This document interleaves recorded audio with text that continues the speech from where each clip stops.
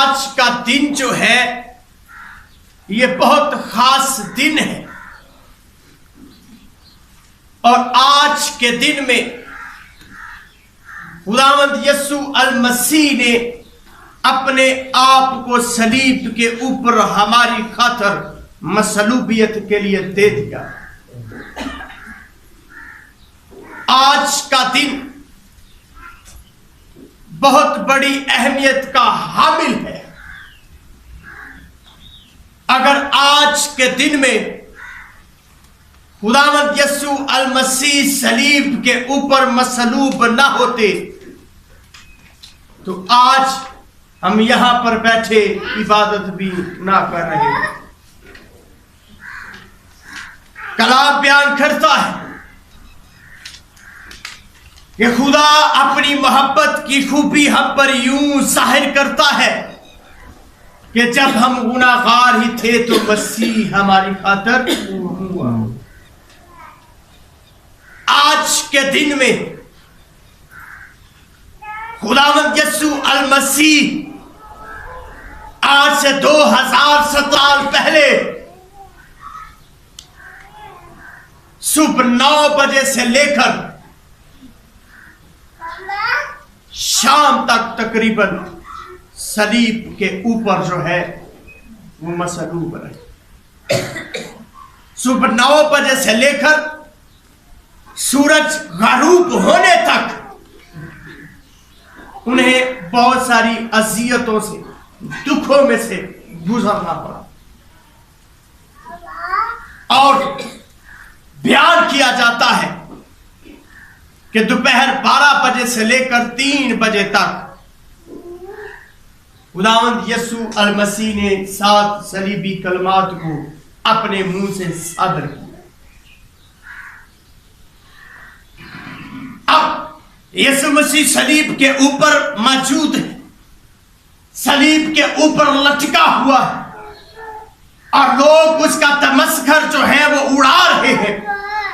لوگ جو اس کی صلیب کے نیچے موجود تھے، لوگ جو اس کے پاس موجود تھے، اس کے سامنے کھڑے تھے، لوگ کہتے تھے اے مقدس کے ڈھانے والے، تو کہتا تھا کہ میں اس مقدس کو ڈھا دو، وہ مقدس جس کو 46 سال کا وقت درکار ہوا اور پھر جا کر تعمیر ہوئی، اور تو کہتا تھا کہ میں اسے 3 دن میں کھڑا کر دوں گا۔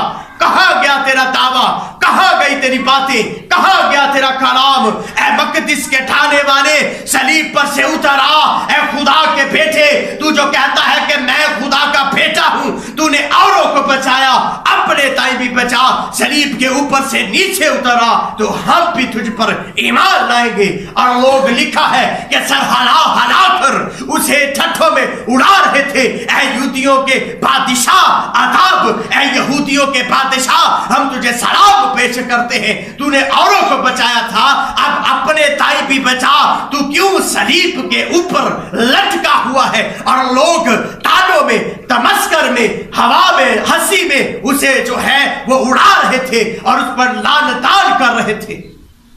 لیکن باپ سے کہتا ہے اے باپ ان کو معاف کر، کیونکہ یہ نیک نہیں جانتا، کیونکہ وہ کلام بیان کر چکا تھا، وہ نمونہ پیش کر چکا تھا، اور اس نے تعلیم دے رکھی تھی کہ اگر تجھے کوئی ایک کوس بیکار میں لے کر جانا چاہتا ہے تو 2 کوس اس کے ساتھ چلا جا، اگر کوئی تیرا چوگا لینا چاہتا ہے اپنا کرتا بھی اسے ادا کر دے، اگر کوئی تیرے ایک گال پر تماچا مارتا ہے دوسرا بھی اس کی طرف پھیر دے، اپنے ستانے والوں کے لیے دعا کر، اپنے دشمنوں کے ساتھ محبت رکھ۔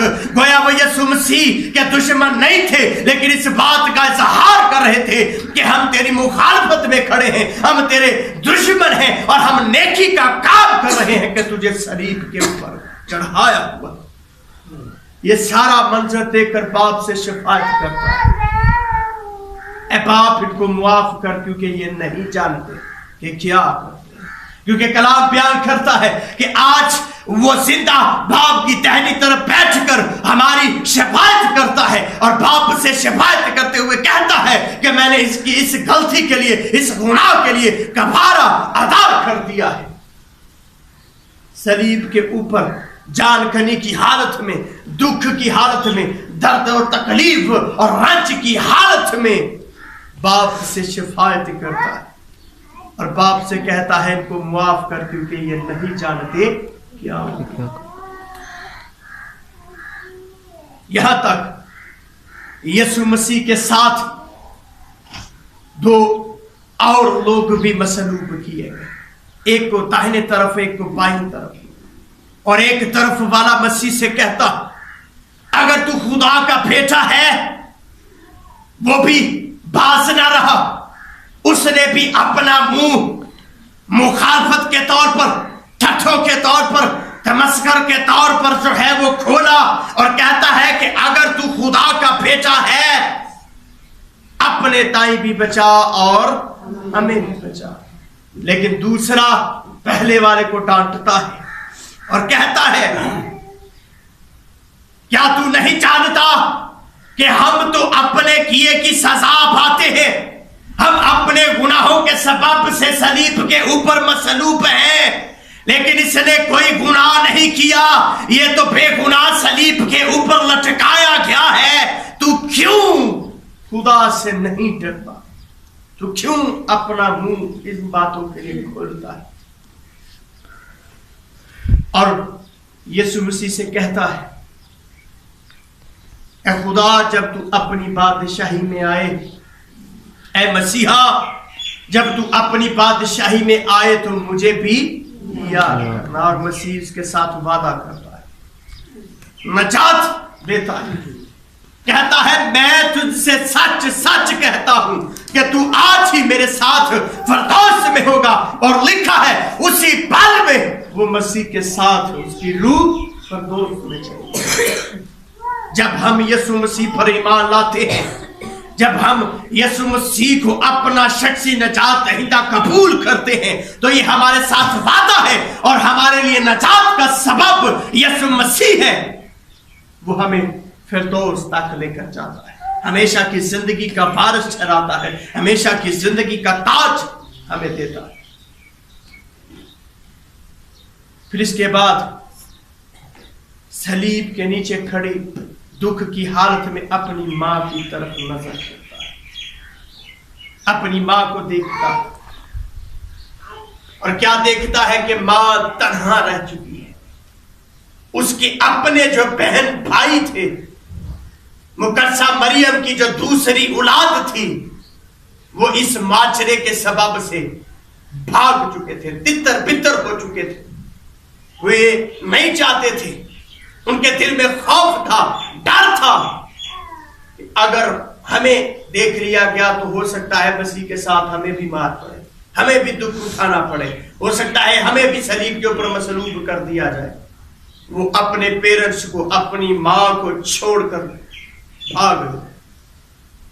लेकिन यीशु मसीह ने अपने एक शागिर्द को और अपनी मां को अपनी सलीब के नीचे दुख की हालत में देखा और कलाम बयान करता है, किताब मुकद्दस के मुताबिक पनौठे बेटे की जिम्मेदारी थी कि बुढ़ापे में उनकी संभाल करे, उनको अपने साथ रखे, उनकी देखभाल करे, उनकी निगहदाश्त करे और उनके साथ वक्त गुजारे। ये पनौठे बेटे की जिम्मेदारी थी, माँ बाप को बुढ़ापे में संभालना। सलीब के ऊपर अपना जिस्मानी काम, जिस्मानियत का तल्लक बरकरार रखता है और मां से कहता है मां देख तेरा बेटा ये है, और अपने शागिर्द से कहता है देख तेरी मां ये है। अपनी जिम्मेदारी को पूरा करता है, अपनी मोहब्बत का इजहार अपनी मां के साथ करता है, क्योंकि उसने पलौठा था। उसकी ये जिम्मेदारी थी कि माँ बाप की क्या करे, बुढ़ापे में उनकी निगहबानी करे, उनकी देखभाल करे, उनके साथ वक्त गुजारे, मोहब्बत का इजहार करता है। और फिर क्या होता है जब यीशु मसीह सलीब के ऊपर मसलूब है, सारी दुनिया का गुनाह उसके ऊपर लाद दिया गया था, तो कलाम बयान करता है कि खुदा ने यीशु मसीह को छोड़ दिया। खुदा ने यीशु मसीह को छोड़ दिया। ये छोड़ना जरूरी था, अगर वो एक दूसरे से जुदा ना होते तो कुर्बानी किसके सामने पेश की जाती और कुर्बानी कौन जो है वो कबूल करता, कफारा का काम कौन कबूल करता। और वो बाप से चढ़ा कर कहता है, ऐ मेरे खुदा तूने मुझे क्यों छोड़ दिया है। दुख का इजहार, जुदाई का इजहार करता है। खुदा ने उसको गुनाह के सबब से छोड़ दिया, क्योंकि मेरा और आपका गुनाह उसके ऊपर लाद दिया। जब खुदा ने देखा मेरा बेटा इतने दुख की हालत में है, उसने उसको छोड़ दिया। फिर वो जब देखता है, इंसान की तरफ गौर करता है, तो कहता है मैं प्यासा हूं। लेकिन पास खड़े लोगों ने समझा कि ये प्यास की पानी की बात करता है, और एक ने क्या किया, सिरका स्पंज में भिगोया, स्पंज को सिरके में भिगोया और स्पंज ले जाकर उसके मुंह पर लगाया कि ये से पिए। लेकिन मसीह ने से नहीं पिया, क्योंकि मसीह पानी का प्यासा नहीं था, मसीह इंसानों का प्यासा है। मसीह ये चाहता है कि इंसान उसकी कफारा पर ईमान लाए। इसके बाद जब उसने देखा कि काम पूरा हो चुका है, जब उसने देखा काम पूरा हो चुका है, नजात कफारा का काम सलीब के ऊपर पूरा हो चुका है, इब्लीस मौत और उस पर वो फातेह पा चुका है, वो फातेह हुआ है, तो उसने कहा तमाम हुआ, और उसने फतह का नारा लगाया, फिजा में बुलंद किया और बुलंद करके कहता है तमाम हुआ। इसके बाद फिर क्या होता है, लिखा है कि वो अपने आप को खुदा के सुपुर्द कर देता है, कहता है ऐ बाप मैं अपनी रूह तेरे हाथों में सौंपता। और इसके बाद उसने जान देकर सर झुकाकर अपनी जान। देखिए इतना कुछ। अब जो आयत मुकद्दसा हमने पढ़ी, खुदा का बंदा ये कहता है कि वो बकरों और बछड़ों का खून लेकर पाक मकान में दाखिल नहीं हुआ, बल्कि अपना ही खून लेकर एक ही बार में दाखिल हुआ और अपनी खलासी कराई। अब इंसान हजारों वर्ष से पहले मसीह के आने तक क्या करता था, हजारों रुपए के, लाखों रुपए के जो पाए लेकर उनका ज़िबा किया जाता था, उनका खून एक बर्तन में जमा किया जाता था और काहिन को दिया जाता था। और काहिन क्या करता था, पाक मकान में जाकर छिड़कता था ताकि इंसान के कफारा का काम सरंजाम दिया जाए, इंसान की नजात का मखलसी का काम हो सके। लेकिन बड़े और बछड़े इंसान के लिए मुफीद साबित ना हो सके। और दर हकीकत खुदा की जात के अंदर सिर्फ गुनाह का अंसर नहीं पाया जाता, बकाया हर चीज के अंदर गुनाह का अंसर मौजूद है। कोई भी बकरा बछड़ा उनका खून इंसान को नजात ना दिला सकता। खुदा को खुद इंसान की सूरत में जमीन पर आना पड़ा, और खुदा ने क्या किया, यीशु मसीह खुदा इंसान की शक्ल में यीशु की सूरत में हमारे पास आया। और आज से 2017 साल पहले सलीब के ऊपर उसने मसलूबियत को इख्तियार किया। और कलाम बयान करता है कि मसीह अपनी रजा से हमारे लिए मसलूब हुआ और अपनी कुदरत के सबब से उसने मौत पर और कब्र पर शैतान पर फतेह पाई। अब कलाम बयान करता है तुम्हारी खलासी सोने चांदी या रुपए पैसे से नहीं हुई, बल्कि एक बेऐब बर्रे के पेट और बेदाग बर्रे यानी मसीह के पेश कीमत खून के सबब से हुई है। और कलाम बयान करता है कि वो बरों का, बछड़ों का, बकरों का खून लेकर पाक मकान में दाखिल नहीं हुआ, बल्कि अपना ही खून लेकर वहां पर दाखिल हुआ और अपनी खलासी कराई। पल भर की खलासी नहीं थी, 1 साल का कफारा का काम नहीं था, बल्कि अपनी खलासी करा दी है। हमेशा के लिए उसने खून बहा दिया है और नजात दिला दी है। वक्त ये हमें करना है कि हम उसकी सलीब पर, उसके खून पर, उसकी नजात पर, उसके कफारा पर, उस पर ईमान लाए और हमेशा की जिंदगी पाए और अपने गुनाहों से मुआफी पाए, अपने गुनाहों से छूट जाए। यीशु मसीह ہمارے لیے مصلوب. اور اگر اس کے ایک ایک دکھ کو جدا جدا کر کے یہاں پر بیان کیا جائے تو آپ کی اور میری آنکھوں میں سے بے اختیار آنسو نکل آئیں گے. جمعرات کی شب کو مسیح کو پکڑا گیا, 3 عدالتوں کے اسے سپرد کیا گیا, 3 عدالتوں میں اس کی پیشی کی گئی. سب سے پہلے اسے سردار کہن و حنا اور قائفہ کے سامنے پیش کیا گیا. وہاں پر اس کی عدالت کی گئی, اس کا تمسخر اڑایا گیا, اس پر الزام لگائے گئے, اس پر فتویٰ جاری کیا گیا. اس کے بعد اسے پلاطوس کے سامنے پیش کیا گیا, اور جب پلاطوس کو یہ معلوم پڑا کہ یہ گلیلی ہے, ناصرت کا رہنے والا ہے, اس نے کہا یہ تو ہیرودیس کا علاقہ ہے. ہیرودیس کے پاس اسے بھیجا گیا.